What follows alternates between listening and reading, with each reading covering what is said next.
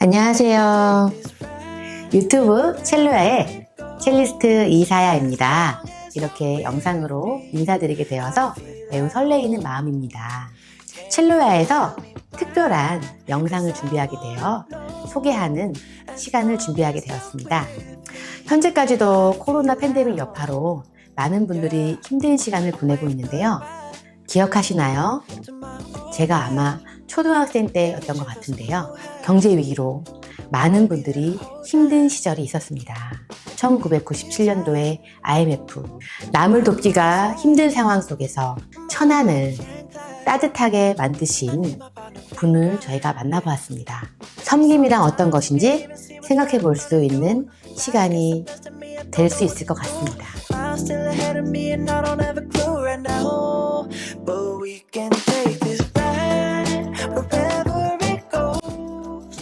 안녕하세요. 천안에서 30여 년간 사회복지사 일을 했던 서용미입니다. 어린이들을 상대로 해서 복합교육을 하는데 시작이 된 것 같습니다. 그 IMF라는 그 시절이 있었어요.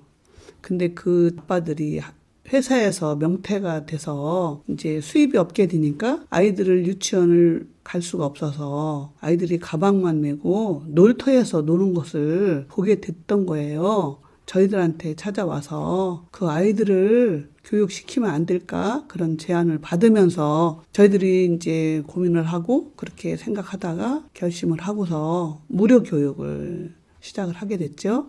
그 당시 이제 그 자폐하고 다운증 애기들이 저희를 찾아온 적이 있어요.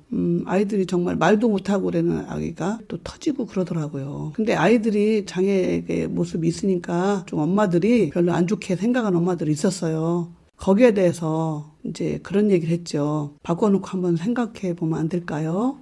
내 아이라고 한번 생각해 보시면 안 될까요? 그러면서 엄마들한테 깊이 대화하는 중에 오히려 어머님이 울컥하면서 선생님 제가 생각이 짧았네요. 그러면서 그 아이들 통학교육 가는데 좀 순조롭게 했던 것 같아요.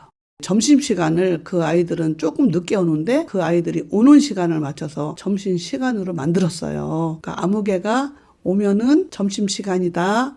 그 아이를 막 기다리는 거예요. 그 아이가 문 열고 딱 들어오면은 나! 그러면서 아이들이 너무 반갑게 맞이하고 그래서 너무 친해지는 거예요. 또 이제 이게 무료라는 이 교육이 간식도 줘야 되고 점심도 줘야 되고 그런데 우리의 이 아름다운 소식이 주변으로 흘러나가서 제과점에서 빵을 더 만들어서 그 밤에 연락이 오는 거예요. 또 이제 학교에 급식하는 영양사님들이 연락이 오는 거예요. 맛있는 요리를 더 많이 해서 드리고 싶어요. 그래서 오히려 풍성하게 먹일 수 있었어요. 9시 뉴스에 제주도에 부모님을 요양시켜드리고 또 거기에다 그냥 버려두고 오는 그 뉴스가 계속해서 나오는 거예요. 9시 뉴스에. 남편이 그 뉴스를 보면서 여러 번 저를 설득을 하는 거예요. 어르신들 우리가 저런 어르신들 부모님 같이 모시면 안 될까? 저하고 상의를 해서 그렇게 하기로 하고 친정어머니 시어머님도 이제 함께 살고 있었는데 또 그런 분들과 함께 지내면 괜찮겠다 이런 생각이 들어서 시작이 된 것이 그게 동기가 된 것 같아요.